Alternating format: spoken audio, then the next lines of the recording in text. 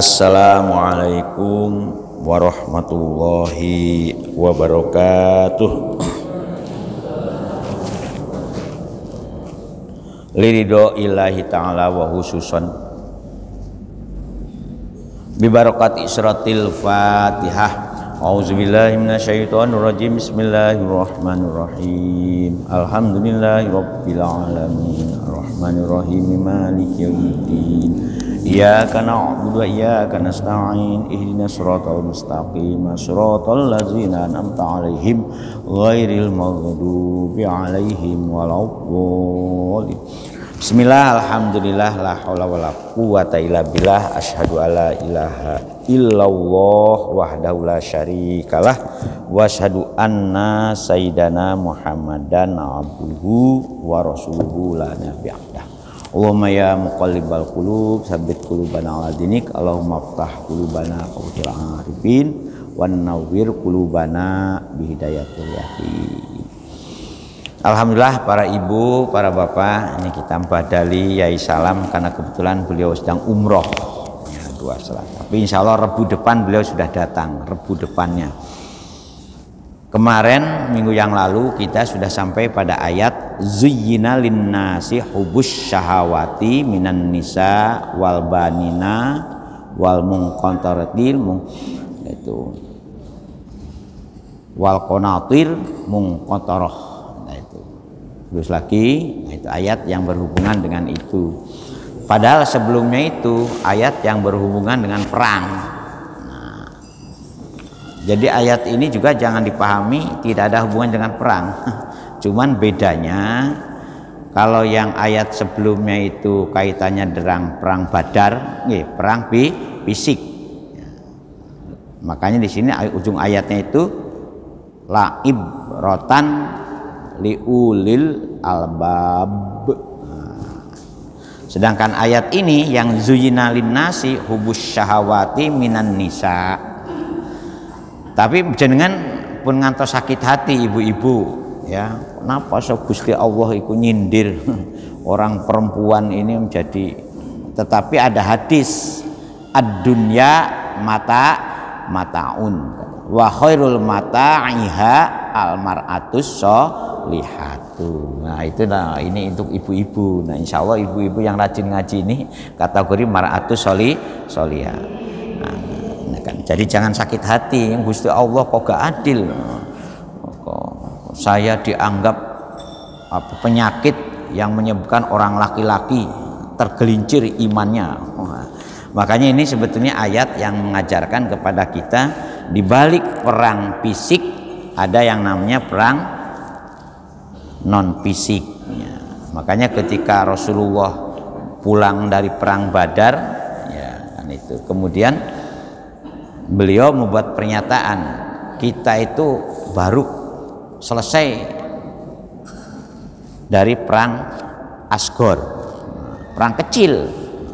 Ada yang kita hadapi perang besar, yaitu perang melawan hawa nafsu kita masing-masing kan. Nah ini. Nah, nggih ngatur suwun Ibu. Jadi mataus solihah ini almar'atus solihatu yaiku tiang-tiang istri ingkang solihah. Apa ukurannya? Ya, satu, kalau melihat wanita solihah itu kalau dilihat ya gak pernah membuat orang lain jengkel. Ketika diperintah oleh suaminya wa in amaroha, yaitu atau atsu, kemudian wa in ghaba anha hafadathu fin nafsiha, kalau dia dalam kondisi sendirian ya, dalam kondisi yang ditinggal suaminya, kalau jadi orang sudah bersuami maka dia selalu menjaga dirinya. Itu indikator-indikator orang wanita. Ngoten nggih, itu ceritane ngoten. Jadi monggo perang melawan hawa nafsu itu ternyata lebih berat daripada perang biasa.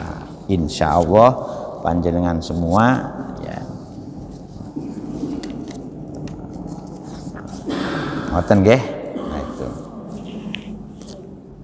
A'udzubillahi minasyaitonirrajim. Bismillahirrahmanirrahim. Ya. Mataul hayatid dunya, kemudian wallahu indahu husnul ma'ab. Nah, kita teruskan lagi.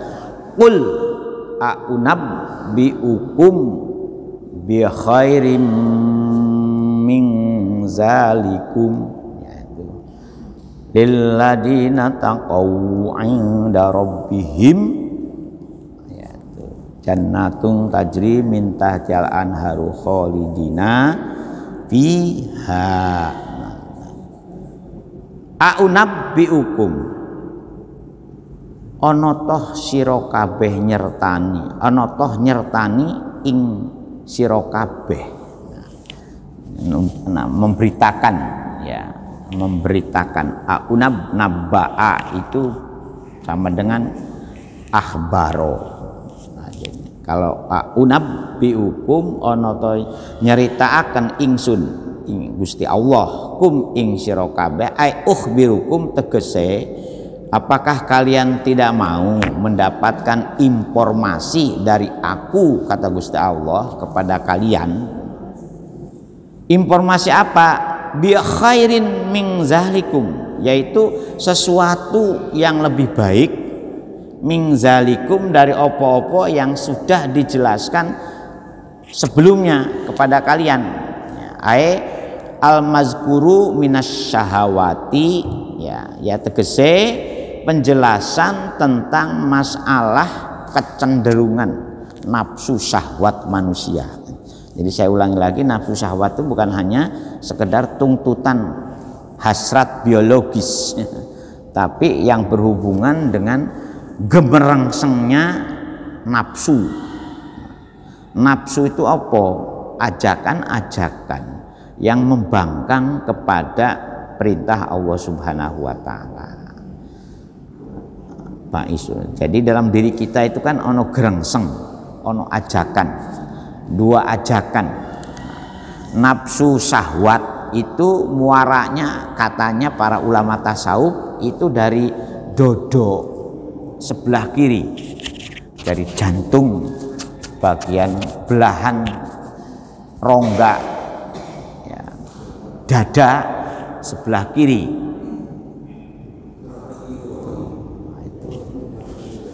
Ada yang memberi informasi itu 2 jari di bawah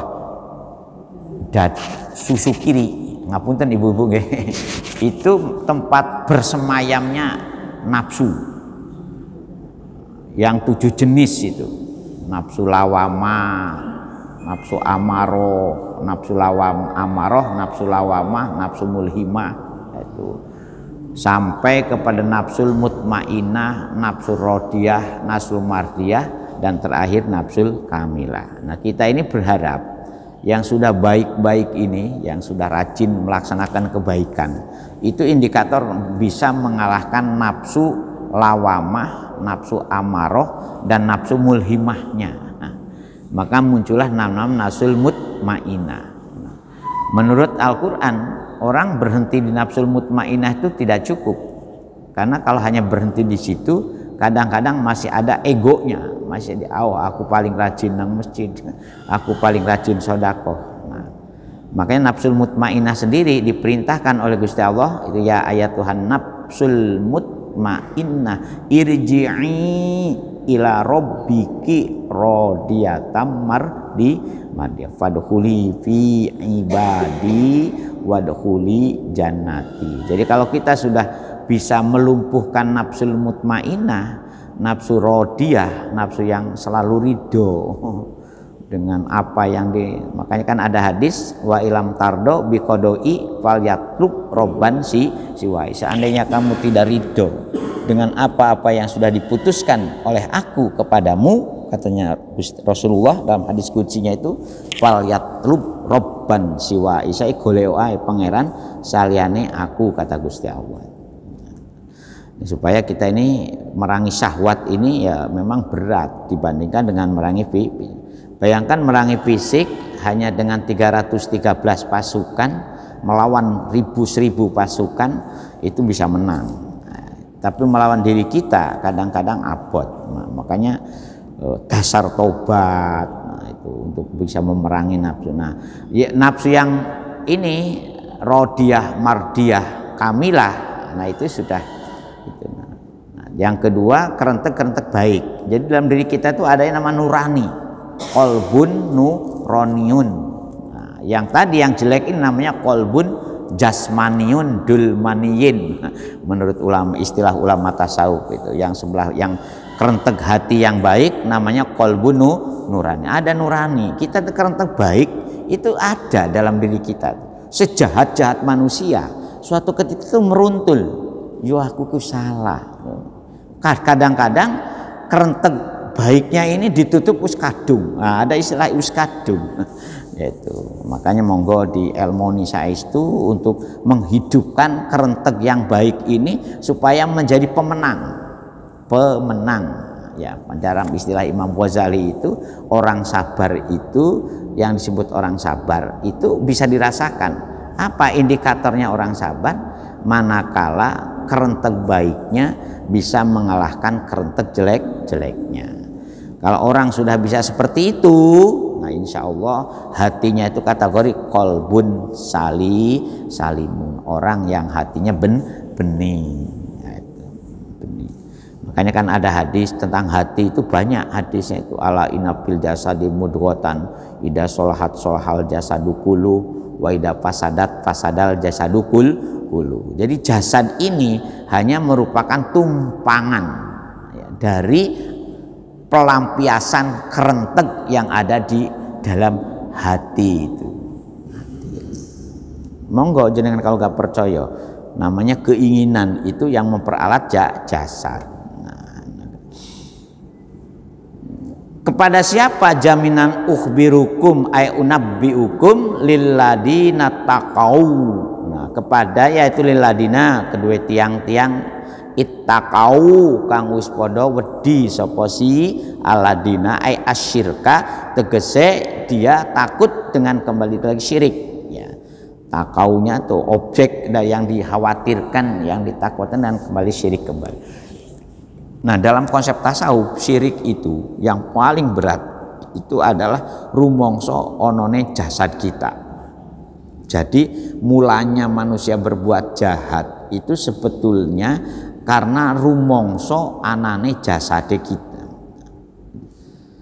Jadi wujuduka dan bun kabirun. Nah, itu wujuduka. Karena apa? Kadang-kadang jasad ini yang meloloskan keinginan dari nafsu itu. Nafsu serakah, wah nyambut gawe, gak ono waktu, harta ditumpuk, gak oleh dicuil sedikit pun untuk itu kan itu. Ketika monggo di jadi wujuduka dan bun kabirun. Kadang-kadang jelek-jeleknya jiwa raga kita ini adalah awal kita berbuat dosa. Makanya muncullah kalimah la haula wala quwata illa billahil aliyil adim.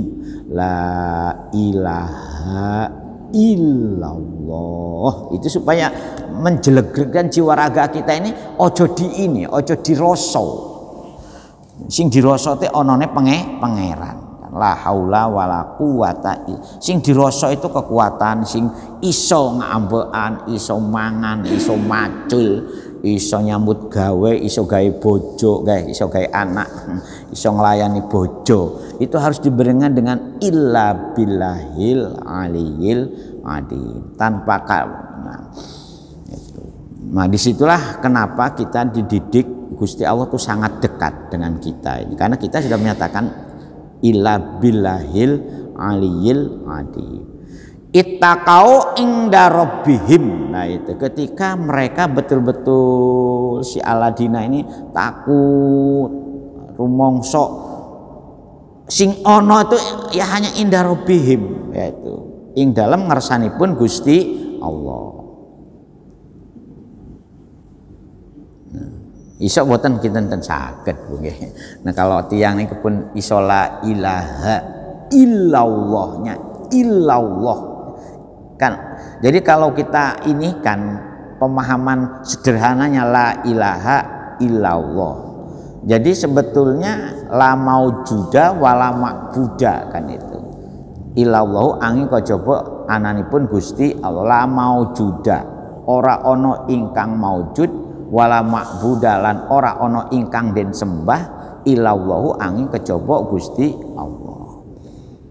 Jadi sakjane kita ini kan kategorinya istilah ilmu tauhidnya itu mumkinul wujud dalam ilmu tauhid. Jadi manusia makhluk itu kategorinya mumkinul wujud, sesuatu yang mungkin ada dan pasti tidak ada. Makanya kullu syai'in halikun ila wajha. Nah, ini yang perlu kita. Yang ono itu saja nih. Karena apa? Karena kita ini berada di dalam muhit, di dalam genggaman pun Gusti Allah. Gak ada yang tidak lepas dari genggaman Gusti Allah. Jadi makanya panjenengan ini pun ngantos punya angen-angen, wah tak singitan ai ben Gusti Allah ora keto gak, Gusti Allah tetap dalam diri kita itu ada CCTV-nya, ada chip-nya.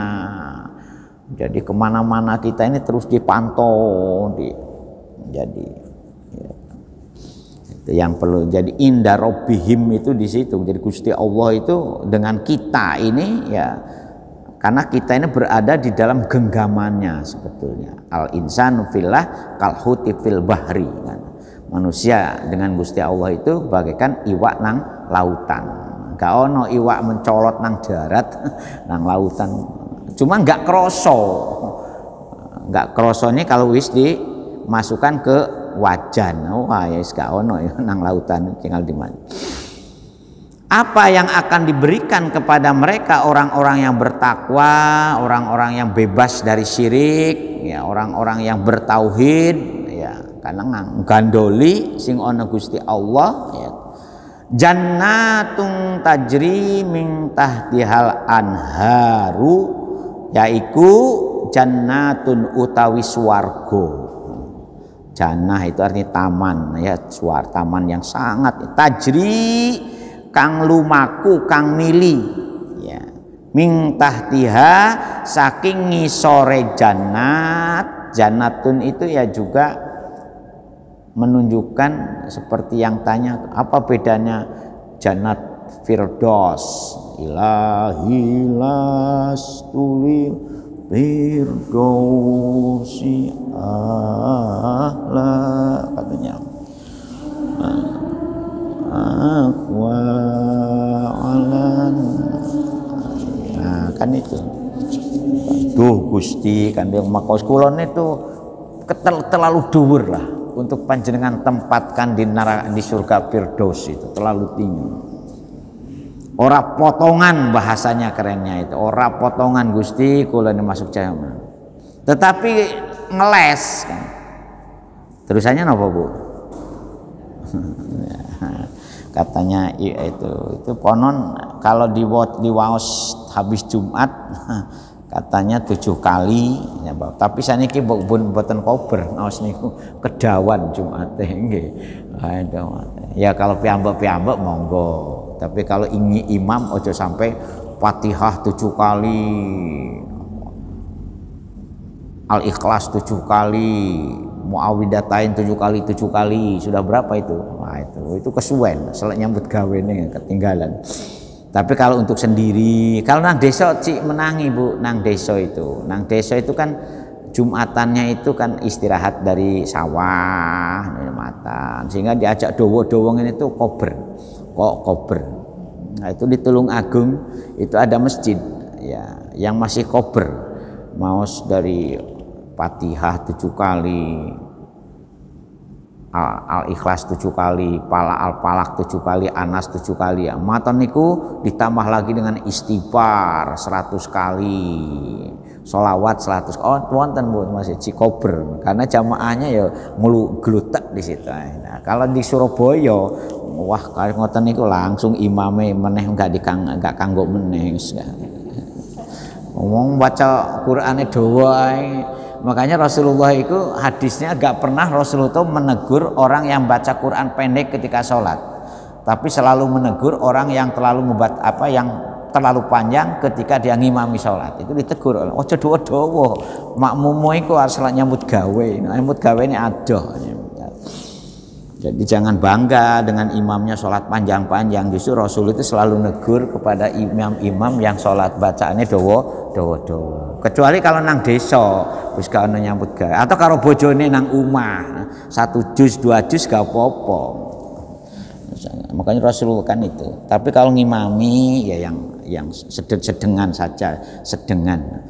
Jannatun tajri mintah tiha saking ngisore swarga niku al anharu utawi piro-piro sungai ya. Dan di Indonesia itu kelakon Bu, jannatun tajri mintah tial anhar itu kelakon. Coba kalau jangan jalan-jalan ke mana itu Selekta, itu kan Selekta itu kan indah mirsa sungai. Jadi sehingga ketika Yasir Arafat ke puncak, hadihi jannatun, hadikit atun minal jannah. Jadi keindahan puncak itu merupakan cuilan dari surga katanya Yasir Arafat dan orang-orang Arab. Khalidina hale podo langgeng sapa si aladina pil jannah ay muqaddarin tegese podo do ini selamanya di surga itu. Kalau sudah panjenengan manjing surga ya ora bakalan ditugasi untuk rekreasi ke neraka lagi Bu, gak mungkin. Sudah khalidina dah dijamin langgeng ing dalam sunnah fiha ing dalam jannat. Jadi idadakhulu, jadi tatkala kita manjing surga, idadakhuluha, tatkala kita manjing surga, maka di surga ini akan kita nikmati selamanya. Mimpi kita ini harus menjadi kenyataan. Makanya Rasulullah ini kulu ummati yadkhulunal jannata. Rasulullah membuat pernyataan kulu ummati yadkhulunal jannata. Semua umatku, seluruh umatku pasti masuk surga. Ila man abah, kecuali orang yang tidak mau membangkang. Wa maya'ba ya Rasulullah, sinten tiang ingkang boten purun, yang membangkang boten purun masuk surga ya Rasulullah. Rasulullah meneruskan man ato'ani dakholal jannata wa man asoni pakod ya abah.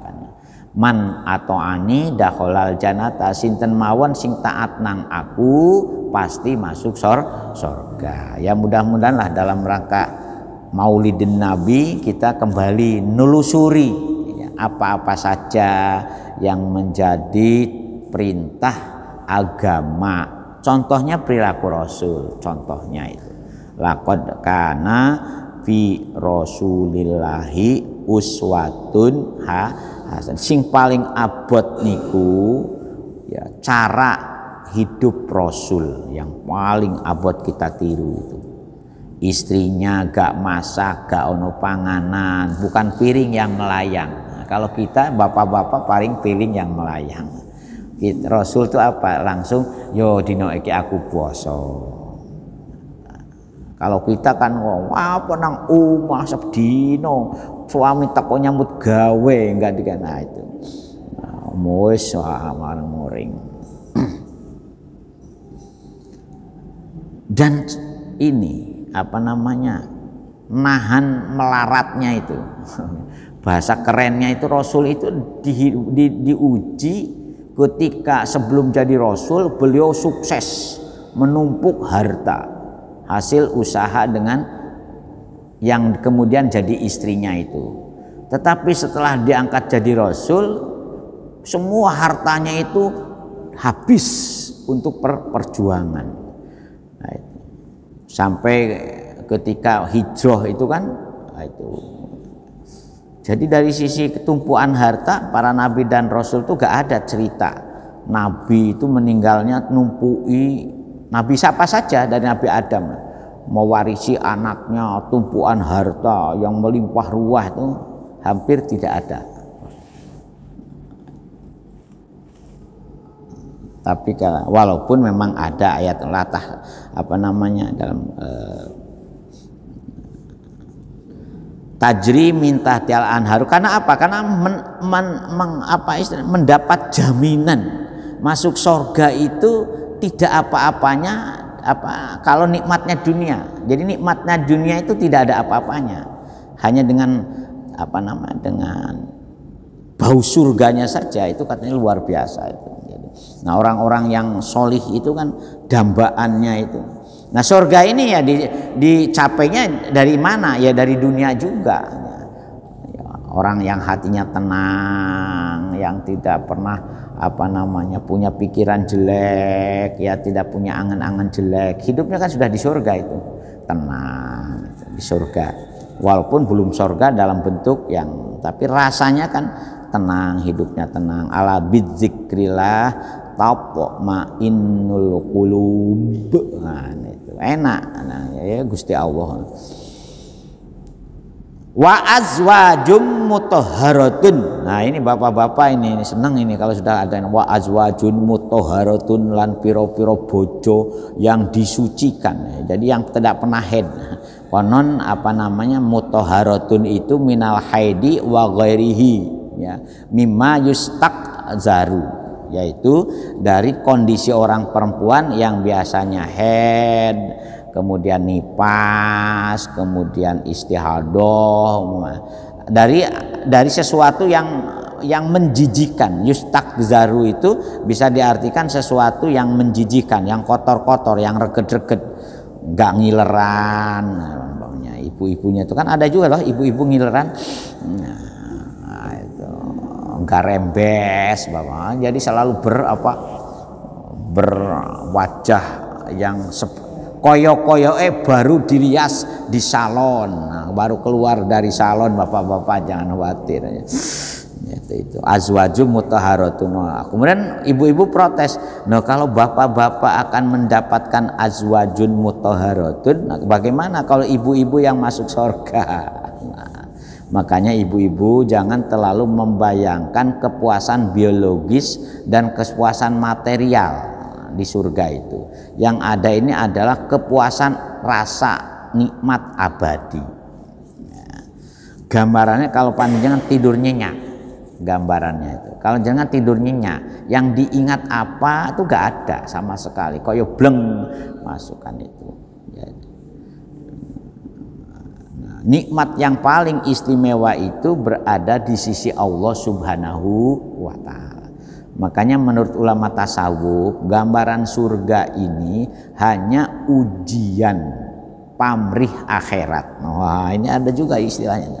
Jadi hanya ujian pamrih akhirat. Jadi kita ini terbujuk. Jadi kalau masih ada orang ibadah, harapannya hanya masuk surga, itu kita itu masih pamrih akhirat. Nah, gak boleh, karena kita sudah berjanji inna sholati wa nusuki wa mahyaya wa mamati lillahi rabbil alamin. Jadi ketika Abu Nawas membuat ilahilas tulil firdausi ahla wala aqwa alan naril jahimi, itu untuk menunjukkan di surga pun kalau memang kita ini tidak merasakan nikmat, atau di neraka pun yang akan siksa, itu itunya itu belum selesai urusan mendapatkan kepuasan abadinya, itu belum selesai.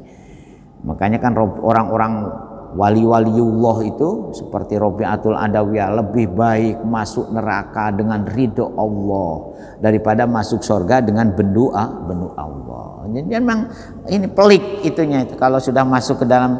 Karena di surga ini kalau membayangkan, wah kalau begitu saya bisa kumpul tiap istri yang tidak perlu adus tiap habis kumpul, kan gambarannya kamu balik nyerahkan kan itu, kamu nanti di surga akan pesta. Nah, sampai diprotes itu kan mubalik yang mengatakan akan pesta apa, nah itu kan akhirnya mendapatkan peringatan dari kamu jadi mubalik itu jangan. Nah, itu.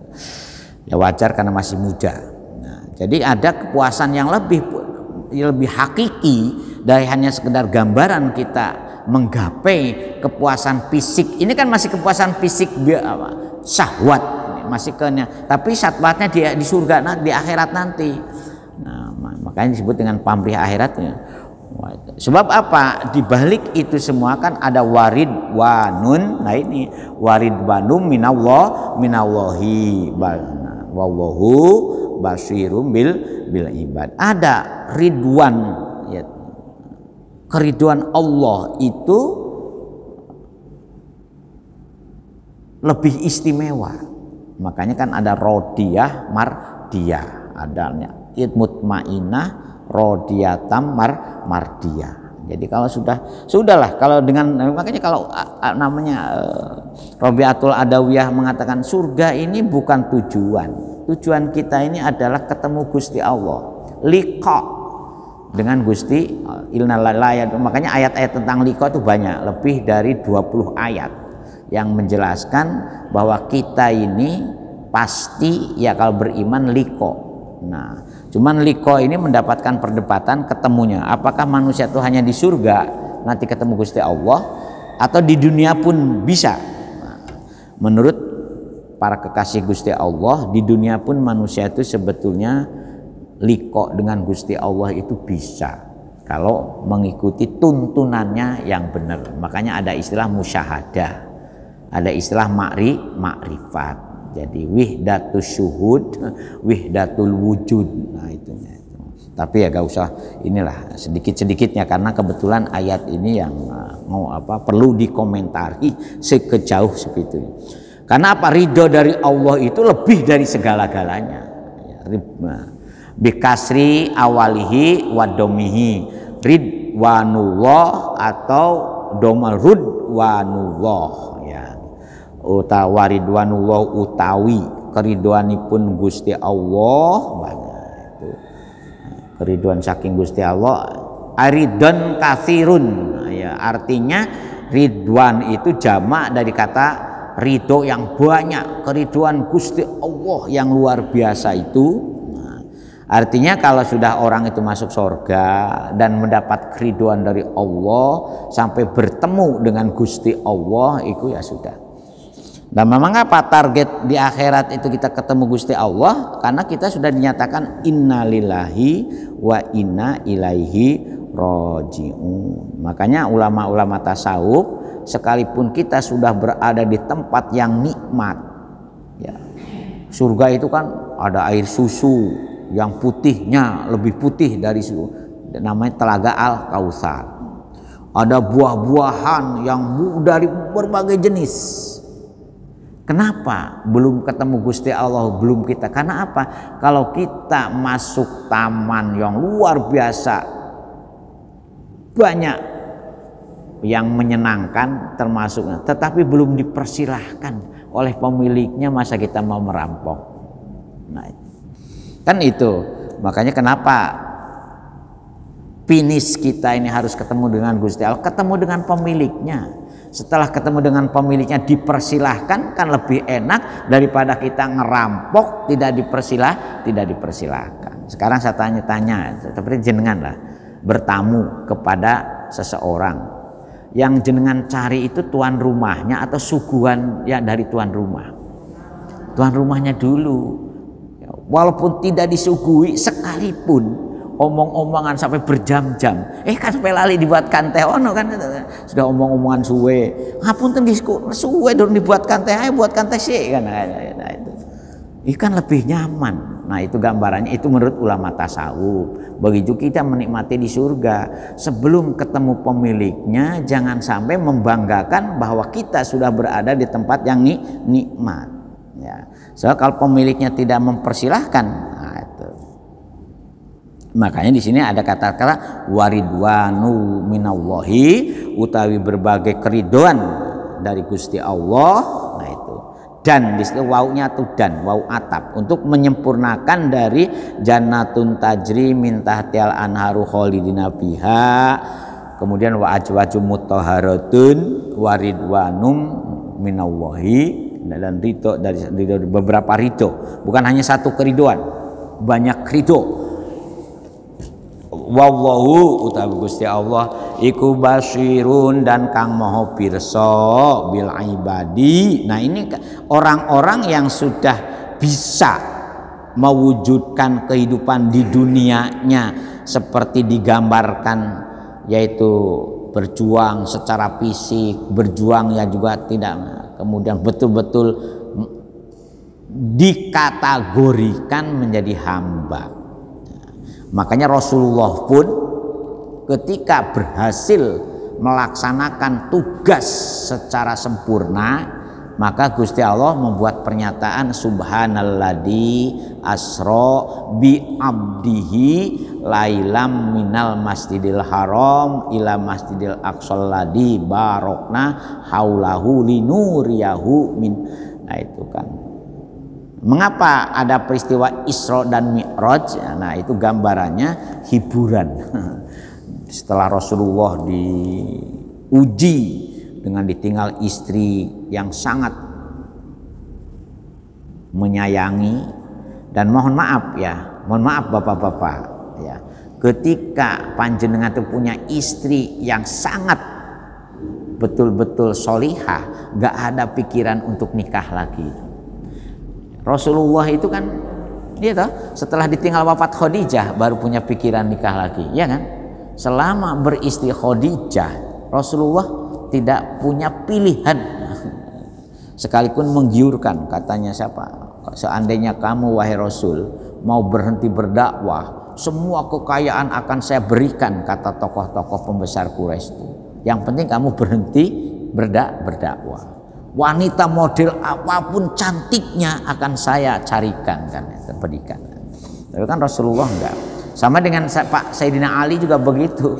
Selama beliau beristri Fatimah, ternyata berarti ngapunten ibu-ibu, berarti bapak-bapak yang punya istri dua itu memang karena istri pertamanya, kenapa Bu? Bermasalah katanya Pak. Jadi kalau istri pertamanya gak bermasalah, saya yakin bapak-bapak tuh gak bakal. Mau sampai meninggal pun gak mau nikah lagi kok, banyak itu. Saking membayangkan setianya istrinya yang pertama gak bakalan saya kan karena iya kan ada itu. Sampai saya tanya ada yang pernah jadi pengurus yayasan, jadi tokoh sini juga, saya tanya kenapa jenengan kok sampai wafat gak mau punya istri, padahal sudah mau dijodohkan dengan siapa. Nah, dia selalu membayangkan istri saya itu, wah itu ngajak senyum di surganya tuh, wah aneh-aneh lah. Nah, itu, ini gimana Bu? Ya kata insya Allah Bu ya, makanya almaratus sholihah itu sebagai khairul mata. Ngoten ceritanya, insya Allah mesti bermasalah, bermasalah. Makanya saya yakin ibu-ibu tidak termasuk bermasalah Bu nggih. Alhamdulillah. Ai payujazi tegese bakal bales sapa Gusti Allah kulan minhum, kulan ing kabehane sekabehane tiang-tiang yang betul-betul menjadi hambanya itu, menjadi ibad. Mengapa istilah kita dikatakan hamba? Karena ya seperti jeragan ya karo buruhnya itu. Kalau buruh ini sudah dicintai jeragan, wis gak usah mikir bayaran. Bi amalihi, karena amale si ibad. Nah, itu ngoten nggih. Nah, ibad ini kalau sudah jadi ibad, bagaimana itunya itu apa namanya? Ekspresi yang selalu diwujudkan dalam hidupnya, maka mereka selalu mengatakan Rabbana inana amana faghfir lana dunubana wa qina azabannar, kan itu. Iya. Jadi itu gambaran siapa yang disebut ibad itu, alladina tegese tiang-tiang naktun au badalun minal ladina qablahu. Jadi bil ibad itu kan kategori hamba. Yang disebut kategori hamba itu siapa? Sama dengan ketika dalam surat Al-Baqarah itu wasta'inu bis-sabri was-sholati wa inaha lakabiratun illa 'alal khashi'in. Ketika ayat itu siapa yang disebut orang khusyuk ketika sholat itu? Alladina yadunnuna annahum mulaqu rabbihim wa annahum ilaihi raji'un. Nah itu orang kita orang. Jadi ada ayat setelahnya itu sebagai penjelasan Sama dengan ini, siapa yang dikategorikan ibad ini?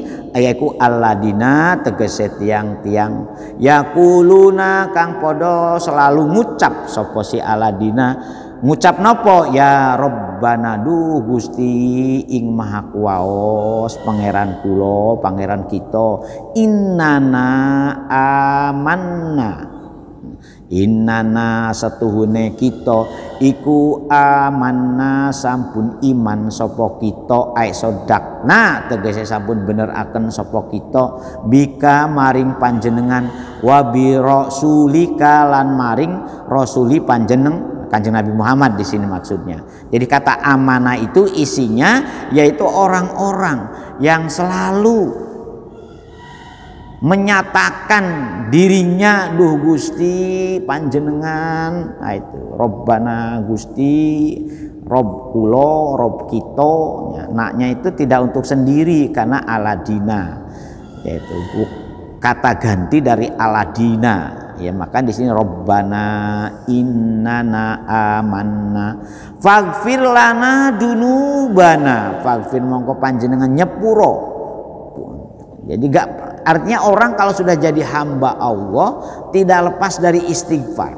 Seperti Rasulullah itu kan mengajarkan ke kita, Rasul sendiri sehari semalam tidak kurang dari 100 kali beristighfar. Padahal Rasul ini sudah dimaksum.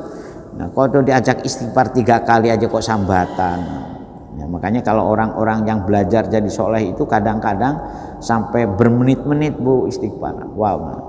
Wal mustaghfirina bil ashar. Bagaimana kita beristighfar di waktu sahur itu, waktu astagfirullahaladzim, astagfirullahaladzim, astagfirullahaladzim, astagfirullahaladzim, astagfirullah. Itu waktu sahur itu dilakoni. Nah, saya kadang-kadang malam Jumat itu ya mulai, kalau sekarang sebenarnya mulai jam 2:04 dengan jamaah teman-temannya itu astagfirullah sampai nanti Allah dengan sholawat, karena istighfar itu gandengannya sholawat. Nah, kalau istighfar itu istilahnya dalam bahasa tabu itu tobate rogo. Jadi istighfar itu tobate rogo. Jasan itu tobatnya ya pakai istighfar. Duh Gusti mugi panjenengan nyepuro dumateng dunubana, dumateng piro-piro dosa kita. Nah kalau sholawat itu kategorinya itu tobate ati. Makanya orang sing rajin maca sholawat biasanya atine lemes. Allah. Makanya biasanya ya kalau panjenengan rodo suwe ngenteni imam qomat umanya. Kalau sholat selain subuh ya sholawat. Allah sholli ala sayyidina Muhammad.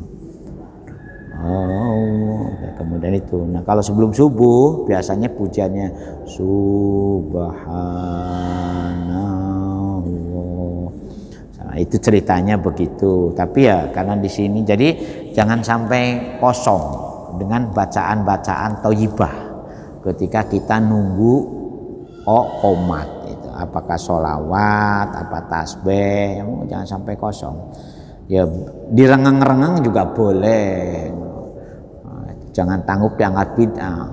Karena sholawat ini dibaca sedang apa saja, kapan saja itu istimewa. Mosor Gusti Allah aja sudah memberikan perintah. Innallaha malaikatahu shalluna 'alan nabi. Ya ayyuhalladzina amanu shallu alaihi wasallimu. Itu ayat Al-Qur'an, Bu. Innallaha wa malaikatahu, sampai ada yang tanya, bagaimana sholawatnya Gusti Allah dan bagaimana sholawatnya malaikat, kan pernah ada yang tanya. Padahal itu sebetulnya sholawatnya ya bacaan yang biasa kita baca. Jadi ngoten ya. Robbana duh pangeran Gusti kita, pangeran kuto, innana utawi kita sedaya, sungguh ada sungguhnya setuhune utawi kita sedaya iku amanat tiang-tiang ingkang sampun padha iman sapa kita sedaya ai sodakna tegese kita termasuk tiang-tiang ing sampun beneraken mika dumateng panjenengan Gusti wa bi rasulika lan dumateng utusan panjenengan Gusti ayat tegese Kanjeng Muhammad sallallahu alaihi wasallam moko panjenengan sepurun nyepuro Gusti lana maring kita sedaya dunubana ing pira-pira dosa kita waqi na lan mugi panjenengan ngrekso ki itu wako yaki wikoyah takwa itu dari kata wako yaki wakina lan mugi panjenengan ngerekso nah ing kita azab benar saking api neraka. Jadi orang-orang yang kalau sudah betul-betul menjadi hamba Allah dirinya itu ditiadakan. Yang ada tuh merasa berdosa, duh Gusti katah lupute, katah salai, katah dosane, kurang lakon pitukone, kurang ngamale. Itu yang selalu dirasakan oleh orang yang sudah posisi derajatnya itu sudah naik menjadi hamba Allah. Itu hanya itu yang diungkap itu. Gak ono rumangsa sugih, rumangsa gede, rumangsa hebat, rumangsa jadi pejabat. Rumongso jadi itu hilang semua karena semuanya itu hanya sekedar titipan dan amanah. Duwe harta yo titipan. Jadi kita ini kan bukan pemilik, pemanfaat dan pengguna. Jadi keliru kalau orang merasa memiliki itu. Kita hanya pemanfaat dan pengguna. Oleh karena itu memanfaatkan dan menggunakannya harus sesuai dengan standar operasional pemiliknya. Gak boleh melawan itu, mati orang digowo. Sebelum lahir sudah ada itu. Jabatan juga begitu. Jabatan itu li amril maslahatil ummah. Ketika kita punya jabatan digunakan untuk mewujudkan kemaslahatan orang lain, menolong bagaimana urusan orang lain itu bisa dibantu, bukan dijadikan alat untuk meras, dijadikan alat untuk kehormatan. Kalau orang katanya para ulama tasawuf, kalau orang diuji menjabat merasa terhormat, wah itu siksanya itu triple, bukannya double. Jadi akan merasa kecewa ketika oh ternyata amanat itu berat. Yang kedua kecewa ternyata dia tidak bisa mempertanggungjawabkannya secara baik. Nah yang ketiga ancaman dosanya akan menjadi pengumpul dosa-dosa orang yang diurusi. Jadi jangan bangga jadi ketua yayasan, wah jadi pembina yayasan. Maka tanggung jawabnya itu akan menanggung semua urusan yang menjadi bagian dari tugasnya itu. Jadi bupati akan mempertanggungjawabkan rakyat sekabupaten. Jadi gubernur akan mempertanggungjawabkan rakyat seluruh provinsi. Jadi presiden akan mempertanggungjawabkan rakyat seluruh negara. Nah kalau Indonesia sekarang rakyatnya sudah 270 juta, maka setiap penduduk itu nanti beban amanah akan dimintai pertanggungjawab satu persatu. Makanya beratnya di situ jadi pemimpin itu. Jangan bangga, wah ini jadi royoan, jadi kebanggaan. Padahal makanya katanya Nasuhibul Ibad ada 3 kekecewaan, 3 penyesalan. Nah yang ketiga itu penyesalan akibat beban menanggung resiko dari semua orang yang menjadi tanggung jawabnya. Makanya bapak istri itu cukup satu saja, mempertanggungjawabkan istri satu berat, tambah lagi satu lagi, tambah lagi satu lagi jadi 4, wah tambahnya. Mempertanggungjawabkan istri satu saja belum tentu selamat, apalagi tambah lagi. Al-Fatihah. Auzubillahi minasyaitonir rajim. Bismillahirrahmanirrahim. Iyyaka na'budu wa iyyaka nasta'in. Suratal ladzina an'amta 'alaihim ghairil maghdubi 'alaihim hamdan na'imin hamdan syakirin hamdan yu'afi ni'amah wa yukafi mazidah ya rabbana lakal hamd kama yanbaghi li jalali wajhika wa 'azimi sallallahu Muhammad salatan tunjina biha jamil ahwali wal afat wa taqbilana biha jami'al hajat wa tutahhiruna biha min jami'is sayyi'at wa tarfauna biha indaka a'lad darajat wa tubalina sallallahu min jami'il khairat bil hayat. Allahumma ya muqallibal qulub sabbit qulubana ala dinik. Allahumma aftah qulubana kafutuhil arifin wan nawwir qulubana bihidayatil mu'minin wa dzurriyyatina qurrata a'yun waj'alna lil muttaqina imama rabbana dzalamna anfusana wa illam taghfirana wa tarhamna lanakunanna minal khasirin rabbana la tu'akhidna in nasina aw akhtana Menamala taqata lana bihi wa'fu anna wa warhamna anta maulana fansurna rabbana atina fid dunya hasanah wa fil akhirati hasanah wa qina azabannar subhana rabbika rabbil izzati amma yasifun wa salamun alal mursalin walhamdulillahi rabb. Sekurang dan kurang-kurangnya ihdinas siratal mustaqim. Assalamualaikum warahmatullahi wabarakatuh.